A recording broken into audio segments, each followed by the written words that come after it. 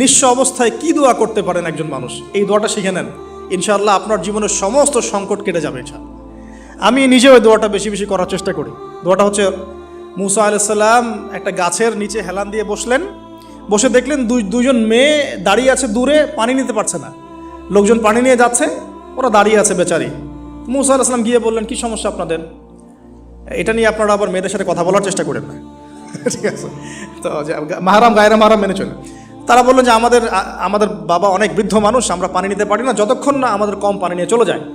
মুসা আলাইহিস সালাম তো একটু বললাম না, ফিজিক্যালি খুব স্ট্রং ছিলেন, থাকে না বডি বিল্ডার, সামনে গিয়ে কথা বলে সরো পানি নিতে দাও, তখন মানুষ একটু মূল্যায়ন করে না।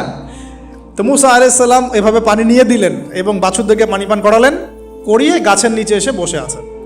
বসে বসে তিনি দোয়া করছেন, এই যে দোয়াটা তিনি দোয়া করছেন, রব্বি, একটা নেক কাজ করলেন না, মানুষের উপকার করলেন, নেক কাজ করে এসে গাছের নিচে বসে দোয়া করছেন, আল্লাহ এখানে তো আমার খাবার পানি বাসস্থান কিছুই নাই, আমি কি করব?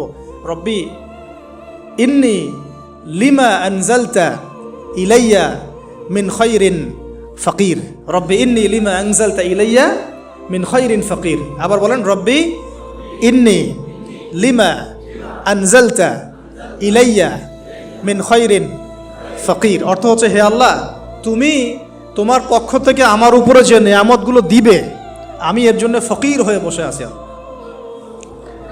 অর্থ বুঝে পড়বেন ভাই, নামাজ রোজা হজ জাকাত যাই করেন আল্লাহর ওয়াস্তে অর্থ বুঝে পড়বেন।